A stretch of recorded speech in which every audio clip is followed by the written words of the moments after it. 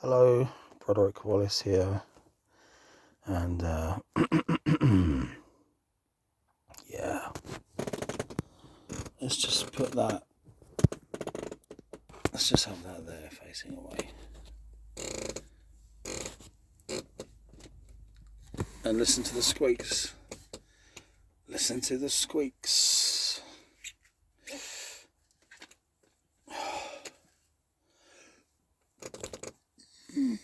Talked about some negative stuff a few days ago. Let's have a cup of tea and talk about God. Because one of my friends called me earlier and he said, "God damn, man, your conception of God is just lodged in the Middle Ages, man." And it made me laugh. And I said, look, of course I have that, more complicated conception of it. It's just when I'm talking, is you just say it, you just come out of it. Look, none of the negativity goes away when you're looking at things from that global perspective, right? And it is, to one's advantage to keep the mind, on a good track. This is obvious. Trouble is with the internet and that, if you say one little thing and you get that kind of like, I really want to be honest. I really want to be honest. And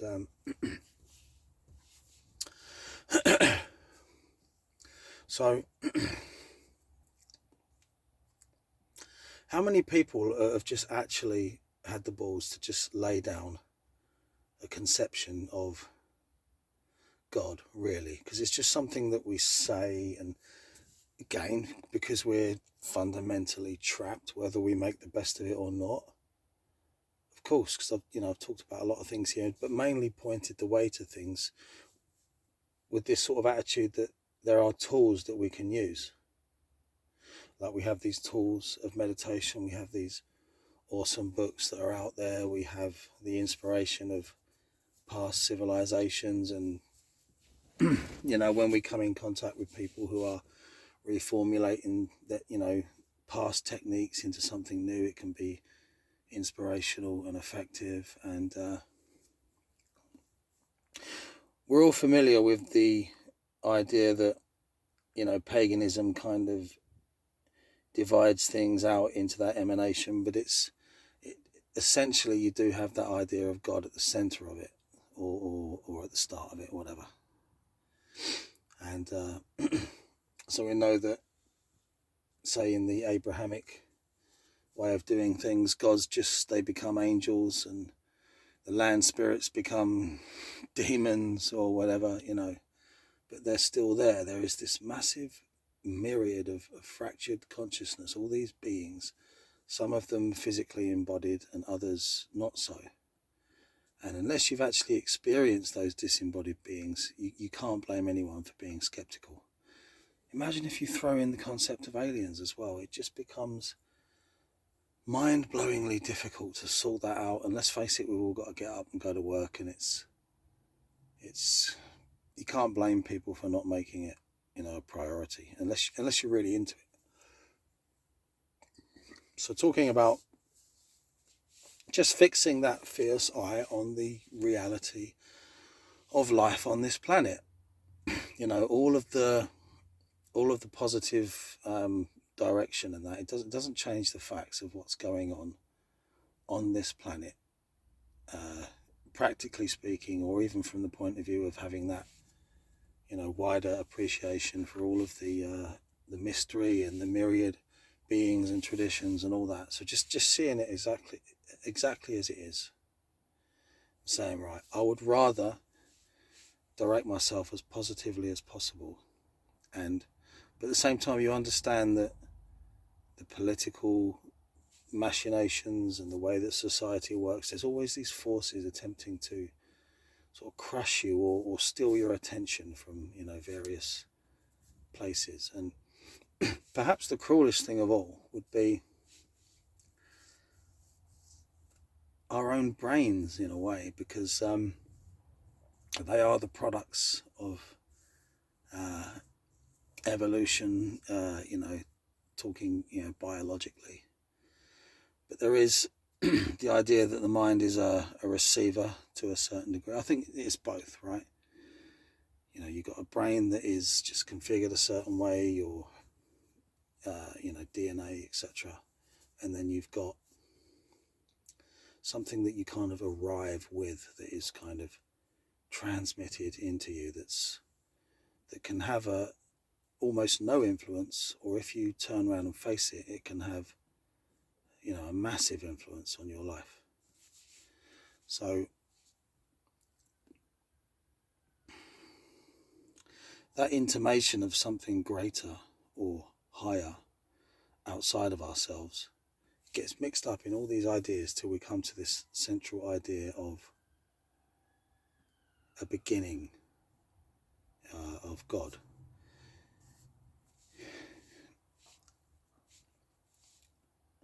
Is it like a person?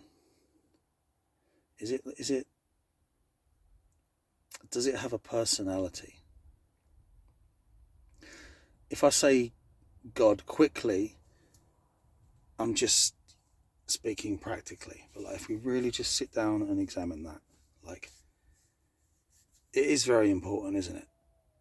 Because even though it might do you a lot of good to kind of ignore that central question, it's like, well, I'm here, this technique works, I'm doing this, I'm doing that, this is how I'm moving forward. Eventually, if you give it enough thought, you're always going to keep coming back to that central idea of where all this derives from.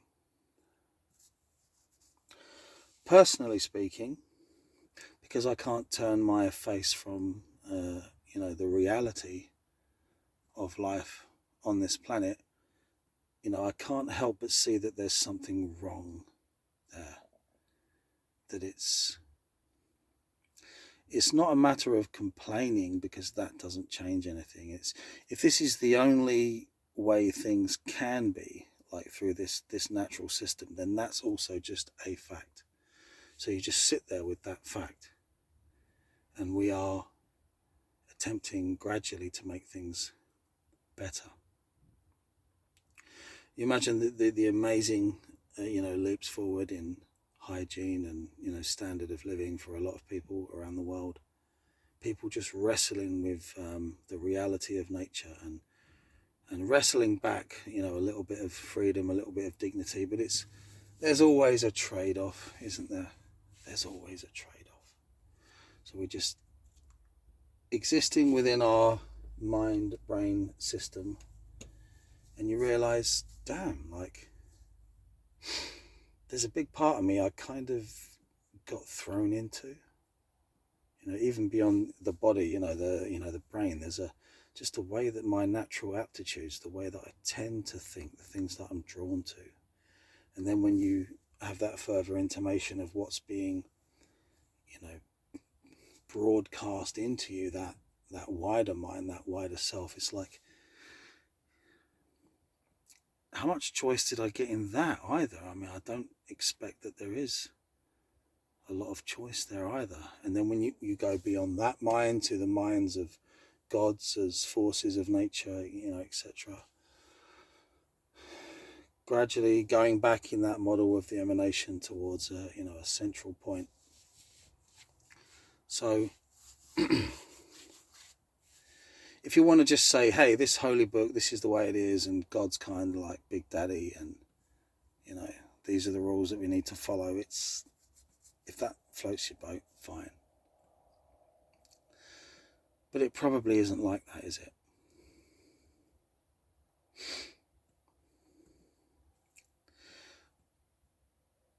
Again, talking about having the balls to lay down and experience, yeah. Not far from where I'm sitting right now, I did have my God experience, if you can even call it that, And I'll talk about another experience exactly where I'm sitting right now, where I'm parked this evening. talking about this notion of being trapped and all that kind of stuff. But this is, you know, I find this very interesting. Hopefully you will too. And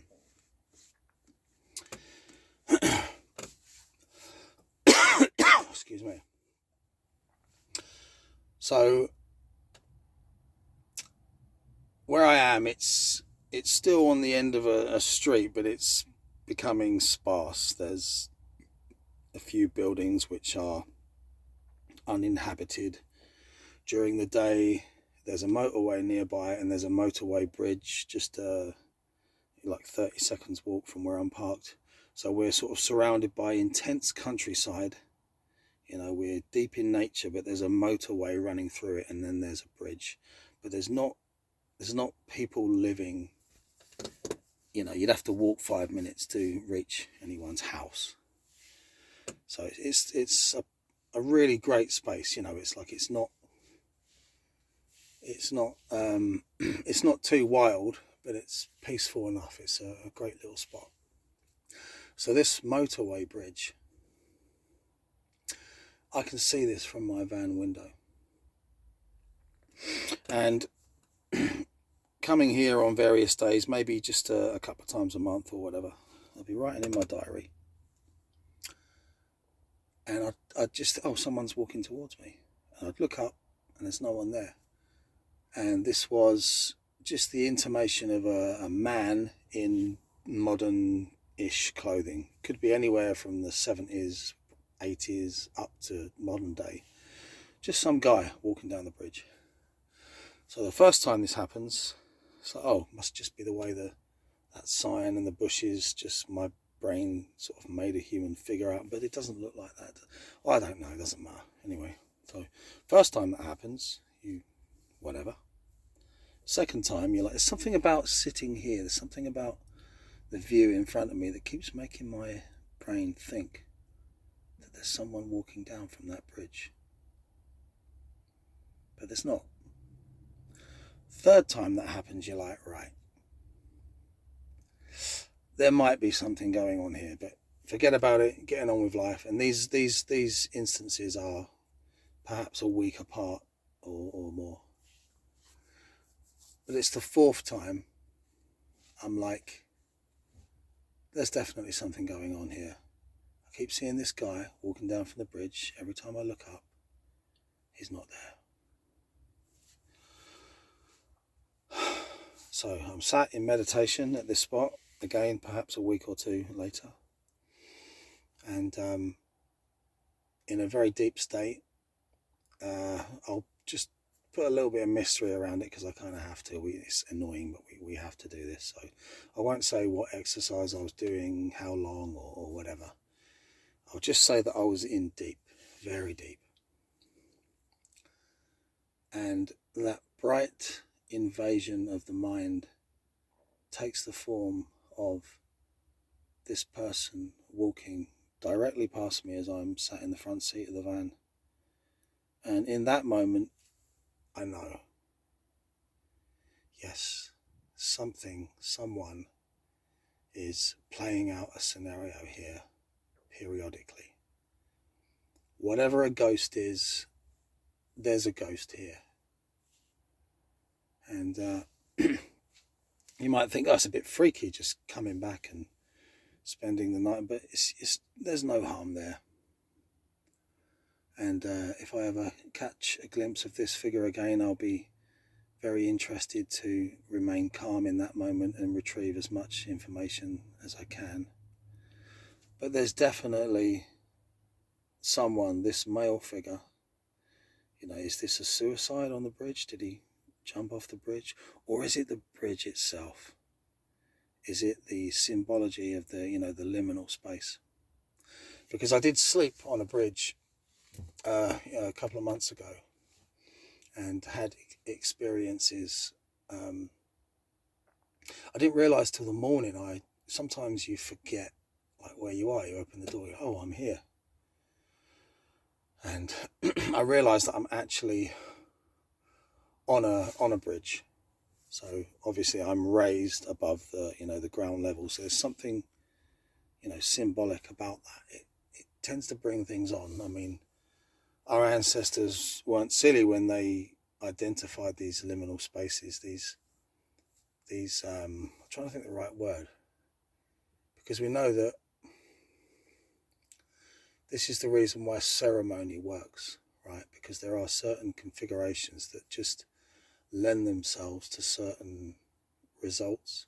So if you have a river, or you have a bridge, or you have an area where you're on the edge of the woods, or a crossroads, these places, they just, if there's enough peace, if there's enough privacy, if it's just got that right configuration, you not only can you see things, experience things at these places, but you can use these places as well. So no doubt in my mind at all. I'm sure the local, because there are groups, paranormal groups that haunt roughly this. It's a little bit outside the normal area that they operate in, but I could let them know, but you know, nothing will be achieved by that. I thought about stopping someone. Like, is there any talk here? People that walk their dogs from the urban area. But I thought, no, I'll keep my privacy on that. You know, just it's just about one of the worst conversation starters you could ever engage in. It would be interesting to knock on the door of the house that I used to own and ask if anyone's experienced anything, because I mean, I do have a little crafty chuckle to myself, thinking that whoever's renting that house now, like, if they knew the things that went on in there must be. The trouble is, people, if they're that dense, and I don't mean as in stupid, I mean dense, as in solidly physical. You know, you could live somewhere like that and never experience anything. But if you've got someone sensitive to any degree, you know, there might be a story there. There might be something interesting. So, if ghosts exist, and they do, and you can only verify this personally, all that crap on the internet, all that noise is not going to help one iota. You know, and the more urban you are, the less likely you are to experience these things. My particular configuration lends itself to these experiences, you know, because of the things I'm involved in. You know, I'm moving around these little quiet spots I'm finding, spend a lot of time in the countryside, etc. So I'm more likely to come across this kind of thing. But it's possible to just live that urban lifestyle and be completely skeptical, you know, or to be that dense that you can't perceive. Your mind is just drawn to its own natural inclination towards practicality, you know. A sip of tea. So it's an interesting place to start from. It's like, well, is there a God? Well, the mystery of consciousness, like, you know, a great question to ask is, why am I me? Why am I not you? Why am I not the moth that's flying around in the air? Why am I not, you know, the dog that person walked past my vehicle earlier? Why am I not in there? Why am I in here? That is something to consider as well. That suggests some kind of organisation, doesn't it? Or are we simultaneously everything at once, but we're just divided? But then, how does that division get sorted out? You know, what's the system?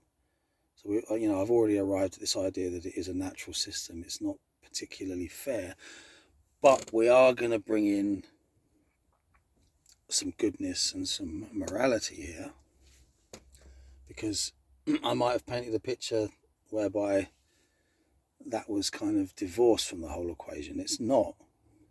You know, I do those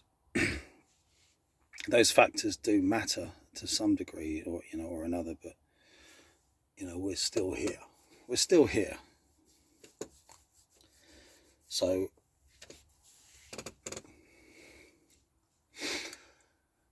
if ghosts are real, if spirits are real, and they are, if magic is a reality, which is just about the most heretical thing you could possibly believe in, even though that's mental in itself, because humanity has practiced and developed this art form for millennia, and very likely, you know, because of all the evidence that's left behind, it was perfected. Perhaps, I believe it was very likely begun and perfected in Egypt as well, and all, you know, all the various geographical locations have got their own little takes on this. And wouldn't it be awesome to be able to, you know, to understand, you know, what the Druids were up to here in the UK. It's all gone. It's all gone, and that's something you just have to let go of in a way. Like, I think it's awesome that people try to recreate these things with the Norse stuff as well. It's awesome that they do, but I will say that you're kind of flogging a dead horse to a certain degree because of the perenniality. You know, it is the window dressing in a way. In a way, it kind of is, but that's fine as well. It's cool. It's fine. I do like that, you know, that eclectic way of looking at it. That's definitely what I'm all about. We just don't worry too much about a specific identity. Just fascinated with the general subject. Fascinated, especially, obviously, the country that I emanate from, and I look at the evidence that's around me, which points to this fascination with ancient Egypt, and I'm like, I trust my instincts. So I think you're going to learn more about what the Druids were up to, or whatever. You're going to learn more about that by looking at areas where more has been preserved, you know, especially if there's a reputation for excellence in that region. Because like I've said before, these techniques work outside of the country of origination. That's fascinating, isn't it? It's fascinating to think you can walk into an old stone circle and perform a reformulated Egyptian rite and have the universe speak to you. It's weird. It's almost jarring in a way, but once you get your head around that, it kind of frees you up. That perenniality, that wideness. So if we go as wide as possible, just strip away all of the window dressing with the knowledge that can only be won personally through experience. But let's face it, if you really just sit down and think philosophically, like, all that stuff that come about or was, you know, it gained more attention with the new atheist movement that was cooking up, especially around about 2010 or whatever. You look at mankind, you say, well, you know, you've got this threat response system. You see things that are not there. You see faces. Like, yeah, of course, that goes on. Of course it goes on. But I don't think you can argue with just millions of personal experiences. It's a part of life. Yes, there is a potentiality to be tricked by the things that we want to be true. We might join the dots up a little bit too enthusiastically here and there, but at the end of the day, if, you know, the paranormal is an experiential reality, which it is, if spirits exist, if ghosts exist, if this strange mystery of consciousness is unfathomable, which it kind of is, you can only work with it, you can't necessarily be on the outside of it. It all leads you back, doesn't it?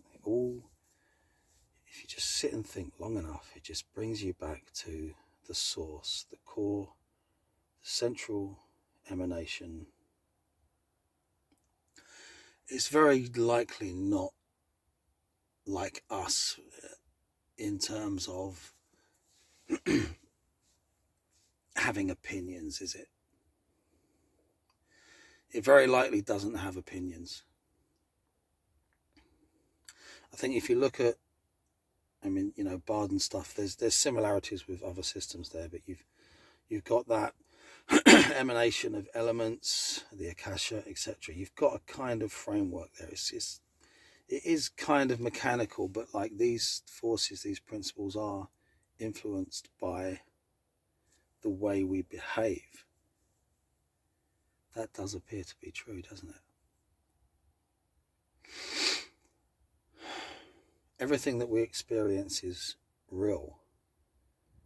It doesn't matter how much you argue that it's a trick of the mind or whatever. If experientially it's real, it's real.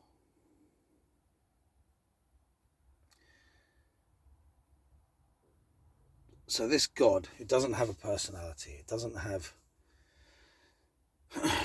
It can't kind of just sit there and kind of have its own little quirks, and it's removed from everything, but whilst at the same time it's emanating everything. And this natural system is in place. What we've managed to understand, what we've managed to grasp back of these elemental forces, and this understanding of consciousness and ritual and the way that we can interact with reality. You see, if a spell works, all you need to do is just see one spell work in your life, and then you understand that your mind, your intentions with the rituals, etc., all this stuff, it goes beyond your brain, and it somehow interconnects with the language of reality in order to speak back to you. So if that's possible, see, because this is quite radical when you talk about God, yeah, but like, if they're not little really, but from the point of view of God, if we say if all these little things are possible, it's not a massive leap, is it, really, to really consider God in all of this, or what we call God. Trouble is, that word is just the connotations of it, it's just Of course, I don't know loads and loads about Buddhism. I know some people say, the Buddhists, they don't have God. And other people say, well, the Buddhists do have well, do they or do they not? I don't really know, but I guess they're just not directed that way. But you see, that nothingness that you're heading towards, it's not nothingness the way we use the word nothing, is it? It's just a different state of, even if you use the word being, it's like, it's non-being, it's outside of, it's escape. So in some of the most advanced literature concerning spiritual practice, there is the notion of escaping the wheel of karma. Escaping the prison. Escaping the unfairness, escaping the trauma, escaping rebirth. I mean, does that not tell you something? It's hard to look at, but it's unavoidable, and it is the most wonderful thing in the world to not focus on that and just progress, positively. But like, it's not going to go away. It's not going to go away. So how is it possible to have this sort of loving respect for this kind of non-entity, which is the essence of all intelligence, this emanation of consciousness and life, this divinity? How is it possible to have that kind of human relationship? Well, for the Christians, it's like we got Jesus, right? It's like they need an intermediary. They need an intermediary. And other traditions are talking about escaping. And what does that tell you, really? That we struggle with this, right? It's just not a simple thing, is it? If you're a really good person, you've got a good heart, and you trust in God, and it's a lovely thing. It's a good thing, I think. But if you think about it long enough, you come across all of these problems. So this source, which is not personable, this intermediary, whether you call it Christ or the higher self or whatever, and this method of escape, it's all pointing to more information for me on this natural system, within this natural system. So even though I've discussed it in the video, The Goddess of Bluebell Hill, and I'm not afraid to talk about it, it's like, who's going to listen? And who's still listening right now? Not many people. Probably get, it's minimal attention, but I still think it's worth doing.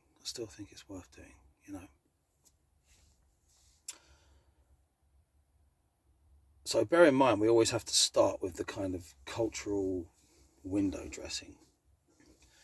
If you think where I am in the UK, in the southeast of the UK, we've got these dolmens out there in the fields, and people know virtually nothing about them. Like virtually nothing about the religion that was practiced there or whatever. But isn't it interesting that these key themes keep coming up time and time again? This kind of intermediary, this route up a ladder towards divinity, the importance of light, the experience of non-being. All of these things are included for me, and this is what, although I've been fascinated by this stuff and dabbled and tried my best for years, this is the biggie for me, and it can change nothing, for my journey to communicate this, except for,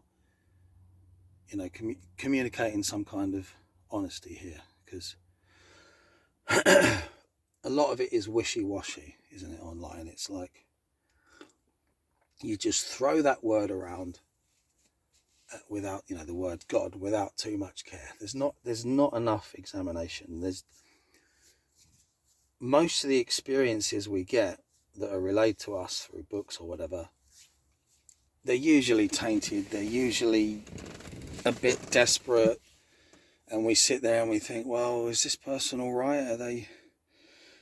I'd be really suspicious of direct verbal communication as well. Like, that's always a red flag, really. But so we'll go into this experience. It's funny how stress is very helpful. Stress is helpful.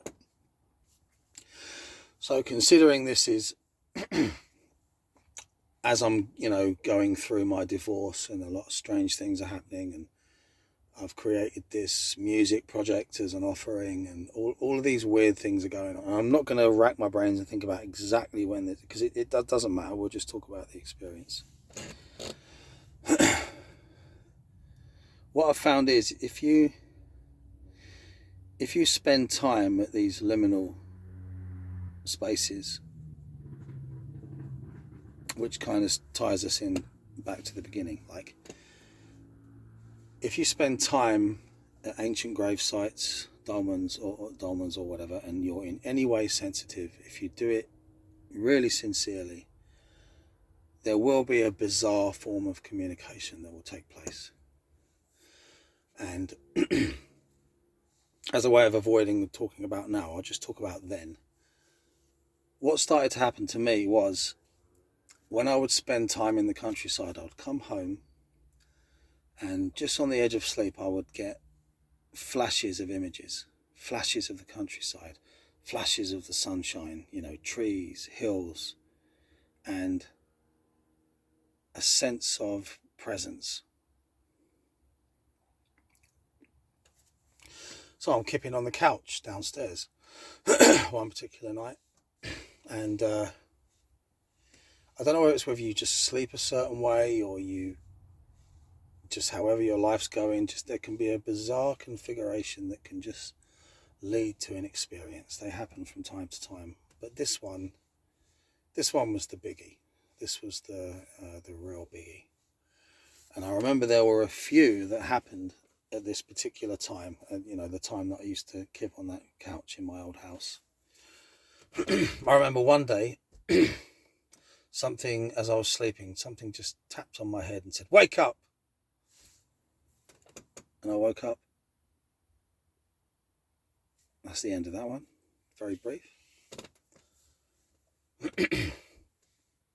There was another time where, because I'd directed my mind in a certain direction, I had this astral presence of Hermes Trismegistus, and it was almost laughable in a way because it was exactly the way he's depicted in the art that we're all familiar with. And going even further than that, it was two-dimensional. Yeah. And it was all about breathing. Here I am, Hermes Trismegistus. It's all about this breath in the air, emanating from this two-dimensional picture out of a book. So, moving to the spectacle here, the biggie.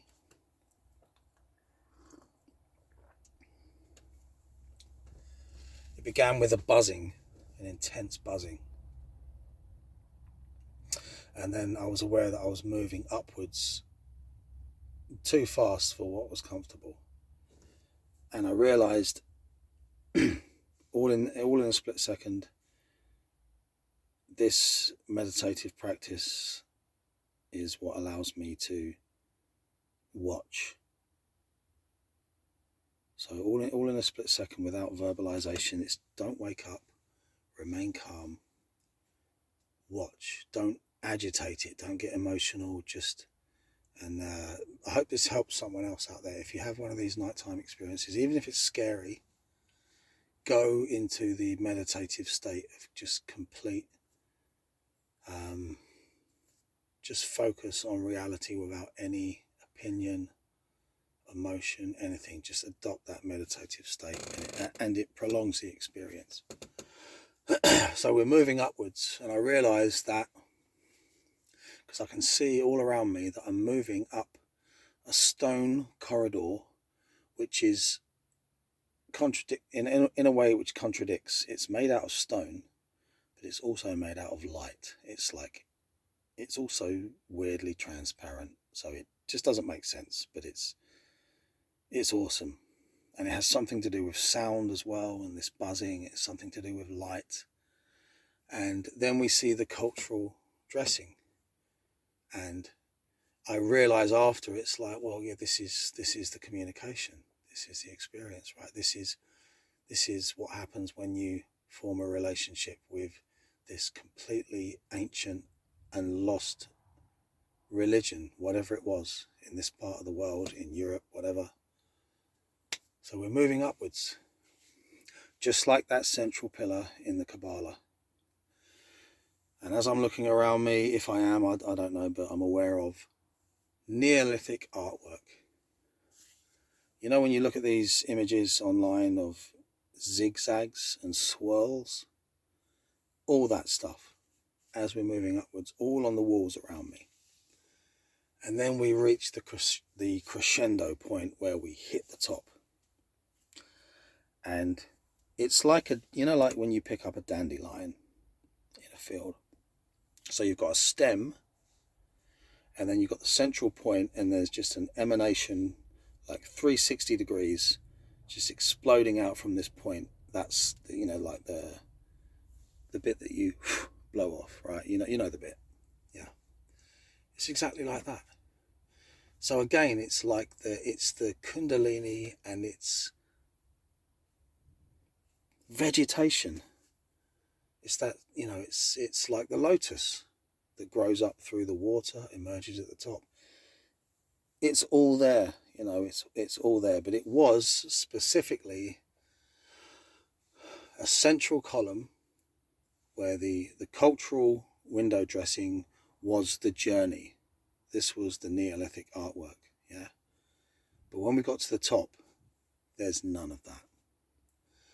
So if you imagine you have an explosion of light emanating from the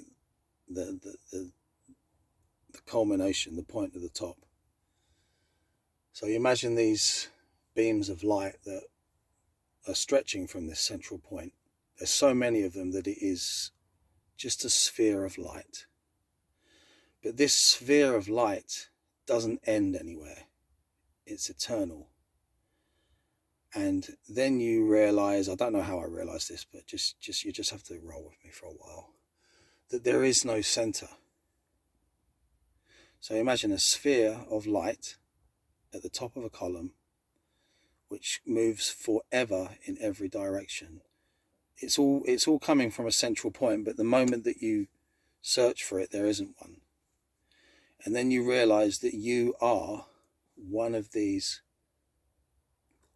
So I guess now we move to the idea of just at a point, like say you took coordinates or something, like you are a point of consciousness within this eternal sphere. And there's lots of them. And then you realize, shit, or you're having the experience of, I'm actually all of them. I'm kind of one of them, but I'm also all of them. But then the strangest thing of all, which is, I don't exist. Because, well, I don't know, I can't explain, I can't put it into words, but like, there's a kind of blinking between dark and light, or something and nothing, where all of this is and all of this isn't, because at each one of these central points, these eternal points, is also a point of infinite nothing, right? And then I guess you're back in the room. You know, what do you do with that? Well, I'll tell you what I've done with that. I've realized how that relates, you know, because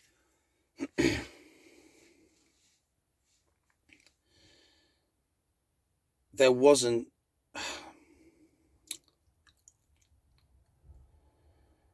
a personality there to greet me. But there certainly was the potential for personalities to greet me at any stage moving upwards. We had the cultural stuff going on. But this is really fascinating. Like,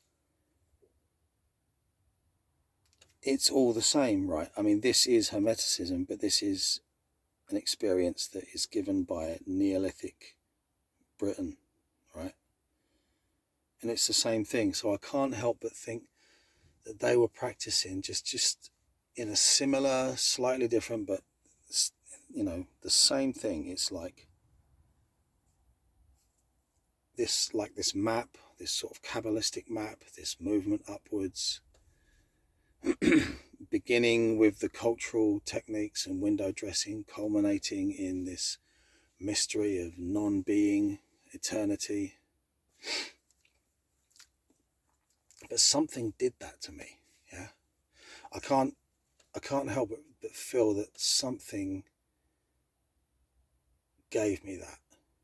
Like, it's my participation with the landscape. Like, that is the intermediary in a way. And the intimation of being that I feel or felt, still do feel, within that landscape.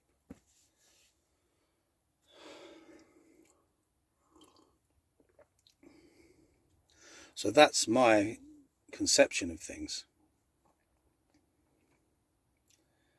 We have the way things are here, we have these techniques, and we have this central mystery that is pretty much the same all over. And you know, you can experience that, but like, no one is obliged to believe you, you know. Personal gnosis, all that kind of, it won't make much, me chucking this on YouTube, it won't make a great deal of difference to my situation or yours, I expect.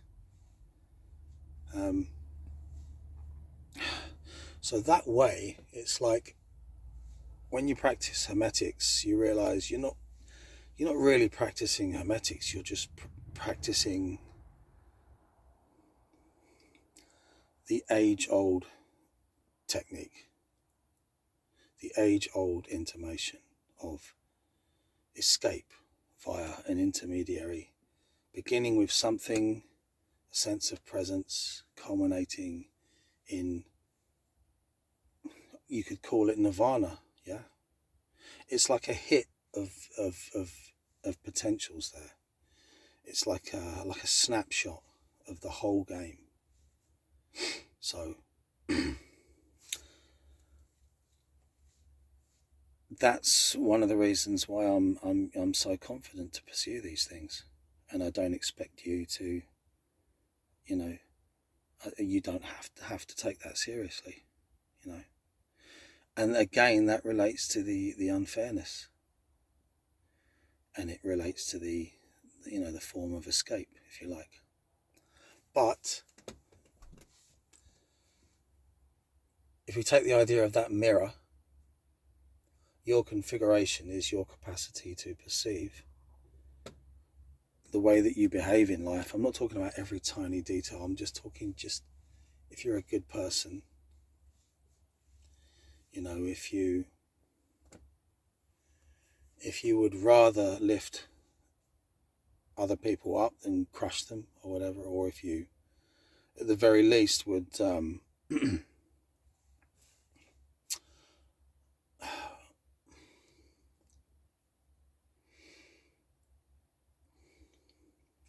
prefer to look at things positively, then that has an impact on your potential and the possibility of being lifted up. But this is all intimations. This is, you know, this is just very difficult to talk about. But there we go. So that's kind of how I see God in my mind. It's not someone, you know, and it doesn't make anything any easier, because I just got to get up and go to work tomorrow. But